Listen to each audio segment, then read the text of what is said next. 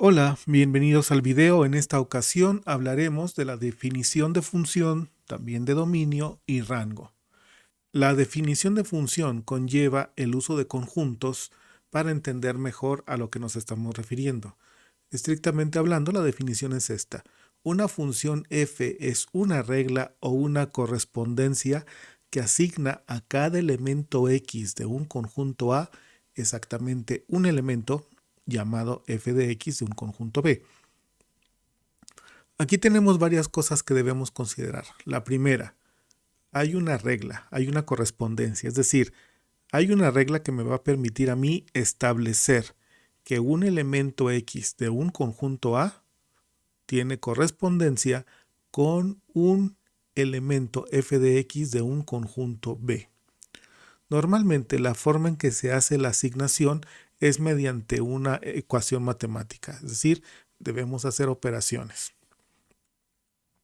Una función se representa como f y entre paréntesis la variable independiente. En este curso, la variable independiente que vamos a estar utilizando es x. Por lo tanto, vamos a representar la función de x como una f y entre paréntesis x. Esto se lee como f de x, f en x, el valor de f en x. Como ejemplo, tenemos lo que ya vimos en clase para el nivel de agua en un cilindro. Y también ya vimos cómo manejar funciones en Python.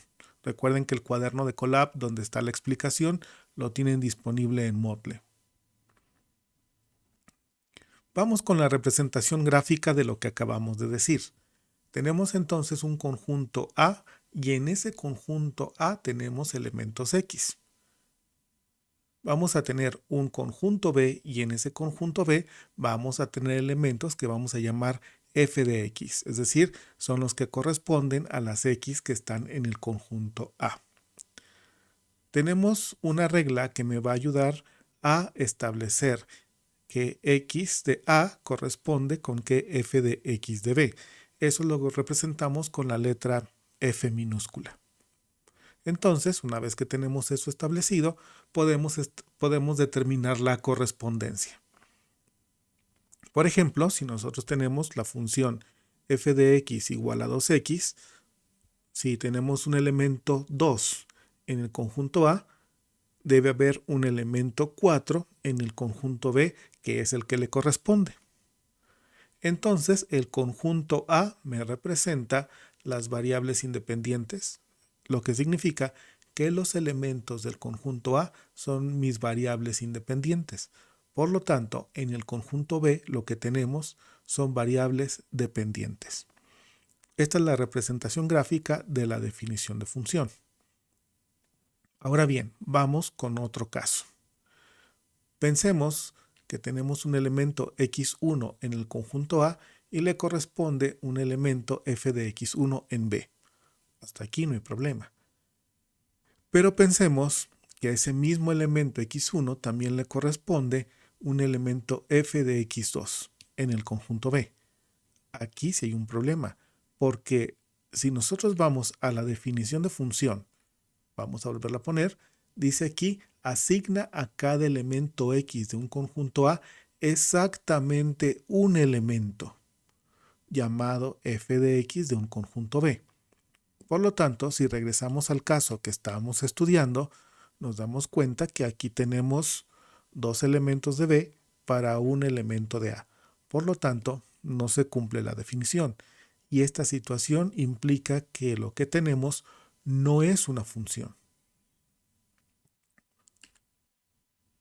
Un ejemplo es x cuadrada más y cuadrada igual a 9. Esto es un círculo, ¿de acuerdo?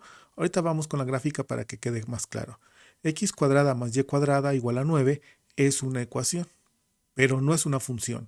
Así que la conclusión es que no todas las ecuaciones son funciones. Vamos con este ejemplo que acabamos de ver. Para esto vamos a utilizar esta aplicación que se llama Desmos. La liga la pueden encontrar en la sección software para el curso en Moodle. Escribimos, vamos con el teclado, entonces x cuadrada más y cuadrada igual a 9. Esa es la ecuación para un círculo de radio 3. aquí lo tenemos. Para que se vea mejor, hacemos unos pequeños ajustes y aquí está mejor.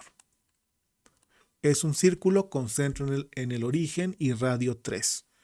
Si nosotros decimos x igual, por ejemplo, a 1, tenemos una recta vertical. Así que tenemos un solo valor de x igual a 1, pero observamos que pasa por dos puntos del círculo. Es justamente el caso que estamos analizando. Un valor de x que tiene dos valores de y. En este caso, entonces, x cuadrada más y cuadrada igual a 9, pues si bien es una ecuación, no es una función. Ahora es importante hablar del dominio y el rango de una función. El dominio de una función es el conjunto de números a los que se puede aplicar la función y ésta tiene sentido. Es decir, vamos a trabajar nosotros normalmente con ecuaciones. Entonces, la operación que implica la ecuación se puede llevar a cabo. Por lo tanto, los valores de x que me permiten hacer una operación que sea válida sería o conformarían el dominio de la función. ¿De acuerdo? El rango, que también recibe el nombre de contradominio, imagen, recorrido o ámbito de una función, es el conjunto de todos sus valores posibles, o sea, de la función, conforme x varía en todo el dominio. En pocas palabras, son los valores de y que nosotros obtenemos. Es decir, el dominio son los valores de x con los cuales se pueden hacer operaciones.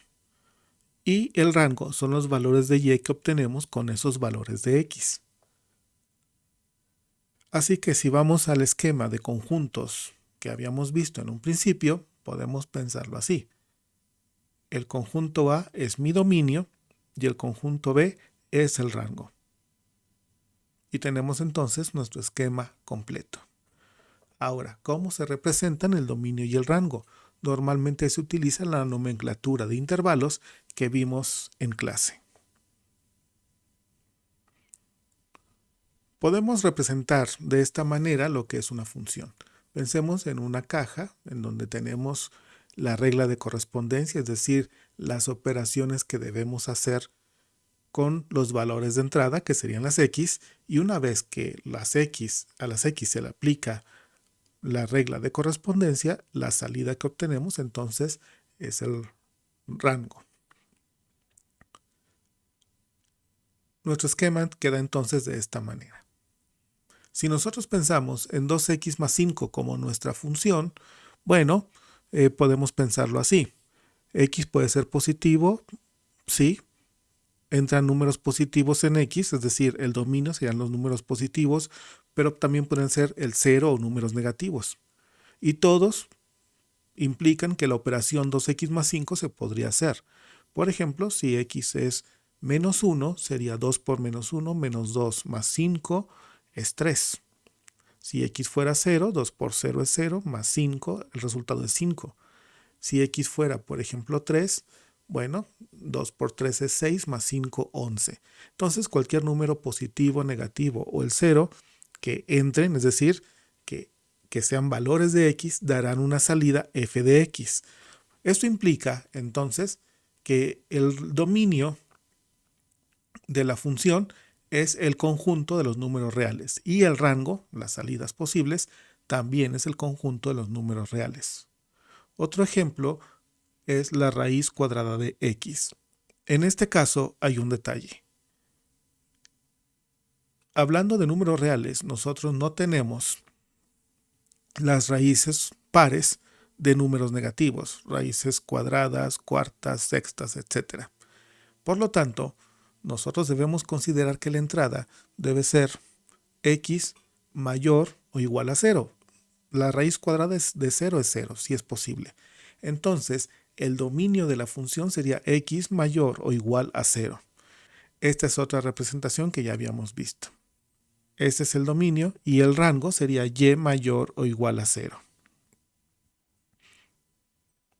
Otro ejemplo que podemos tener es 1 sobre x. El único detalle que tenemos aquí que cuidar es que x no sea 0. En ese caso tendríamos una división entre 0, pero x puede ser positivo o negativo.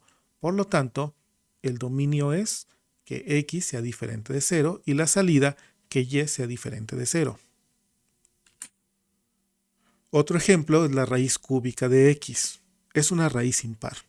Con las raíces impares no hay problemas con los números negativos, así que el dominio es el conjunto de los números reales y el rango es el conjunto también de los números reales. Vamos ahora con otro tipo de función, el logaritmo de x. En este caso, x no puede ser 0 ni puede ser número negativo. Por lo tanto, el dominio es que x sea mayor a 0 y en el rango tenemos entonces que y debe ser mayor a 0. Hasta aquí podemos pensar que el dominio y el rango son prácticamente semejantes, pero esto no siempre es así. Si tenemos la función trigonométrica seno de x, la entrada puede ser cualquier número positivo, negativo o cero, es decir, el conjunto de los números reales. Pero la salida, si nosotros recordamos el círculo unitario, está entre -1 y 1. Aquí el dominio y el rango son completamente distintos. Entonces es importante que no estemos con la idea que el dominio y el rango son siempre semejantes.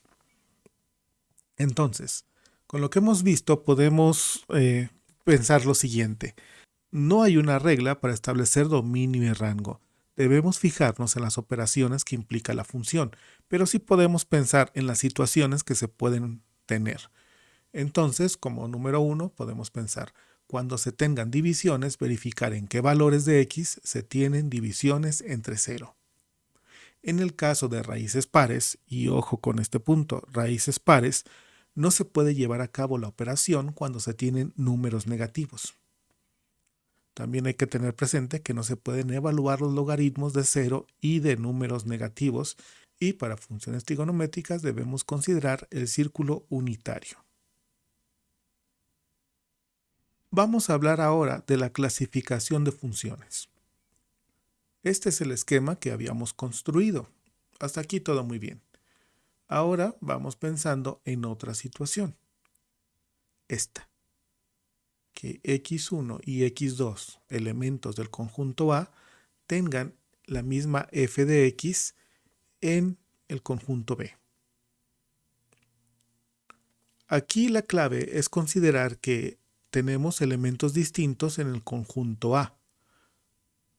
Esto no se contrapone con que en el conjunto B estos elementos distintos les corresponda el mismo elemento en el conjunto B. Es una situación diferente a la que habíamos visto en el caso de no ser una función. En este caso se sigue respetando la definición de función, lo que significa entonces que tenemos un nuevo tipo de función. Vamos a ver. Este es el caso que vimos hace un momento y a esto se le llama función inyectiva. También se conoce como función 1 a 1 o función biunívoca. Ejemplo de este tipo de funciones es la expresión que encontramos para el nivel del agua en el recipiente cilíndrico. Ahora bien, vamos con el caso que estamos analizando. A este tipo de funciones se le llama función sobreyectiva, suprayectiva o epiyectiva. Y como ejemplo podemos tener a f de x igual a x cuadrada. Vamos con la gráfica para que nos quede más claro a lo que nos estamos refiriendo. Quitamos todo esto. Nuestra función ahora entonces será x cuadrada. Aquí está. Y vamos a poner una segunda función que sea x igual a 2. Observamos que a cada valor de x, observen esto, a cada valor de x le corresponde un valor de y. No se contrapone con la definición de función, pero hay un punto. Si ahora nosotros decimos que x es igual a -2, lo que nosotros tenemos entonces es que estos dos valores diferentes de x, que son -2 y 2, tienen el mismo valor de 4 en y. Sin embargo, son valores de x distintos, así que no se contrapone con la definición de función y sí es una función. Pero acabamos de ver que esto se llama función sobreyectiva.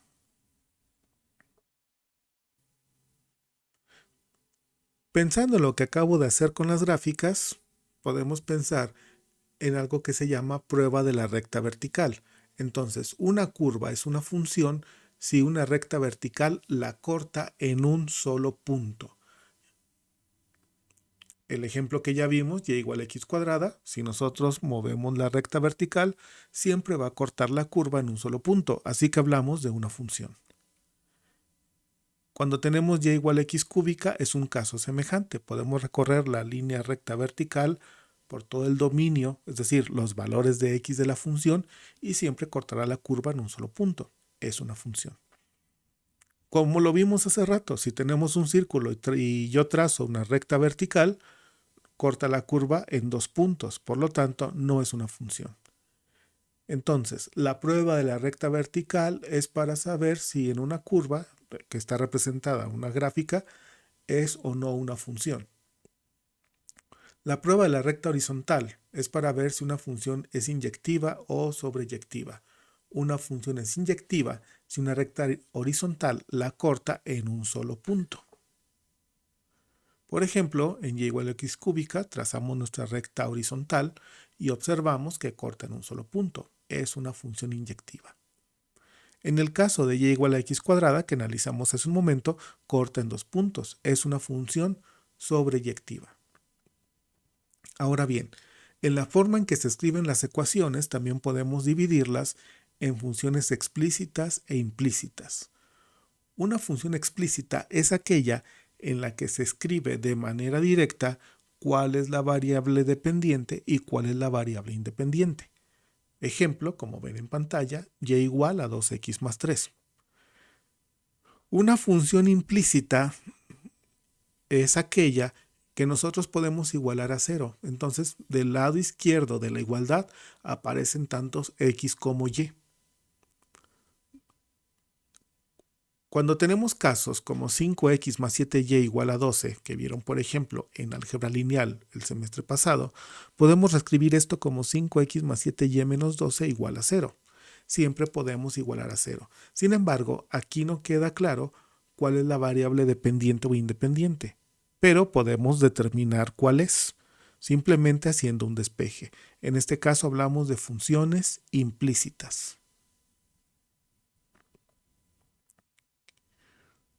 Todas aquellas funciones que pueden construirse a partir de operaciones con polinomios, suma, resta, multiplicación, división, etc., les vamos a llamar funciones algebraicas. Un caso especial que nos va a interesar mucho en este curso de cálculo de función algebraica son las funciones racionales, que son la relación de polinomios, es decir, la división de dos polinomios. Este es un tipo especial de función algebraica. Hay una condición para las funciones racionales, que el dominio debe constar de todos los valores de x tales que q de x sea diferente de 0. Las funciones que no son algebraicas, es decir, las que no pueden construirse a partir de polinomios, se les llama funciones trascendentes. Y aquí tenemos, por ejemplo, funciones logarítmicas, exponenciales y trigonométricas. Aquí vamos entonces a un punto importante. Vamos a trazar una tabla en la cual nosotros vamos a tener las funciones con las que vamos a trabajar. Entonces, una primera clasificación con lo que ya vimos es funciones algebraicas y funciones trascendentes. En las funciones algebraicas vamos a tener nosotros las funciones polinomiales, que implican funciones lineales, que son polinomios de primer grado, funciones cuadráticas, que son polinomios de tercer grado, funciones cúbicas, polinomios de tercer grado, y funciones de cuarto grado y superior. Están las funciones racionales que comentamos hace un momento, que es la relación de polinomios. Tenemos funciones irracionales, que es cuando sacamos raíces de polinomios, y también las funciones potencia. Como funciones trascendentes vamos a tener las funciones exponenciales, y un caso particular que interesa en agronomía es la función logística. Vamos a tener funciones logarítmicas y funciones trigonométricas. Entonces, lo que resta de la unidad vamos a estar trabajando nosotros con estas funciones. Hasta aquí el video. Muchas gracias por su atención.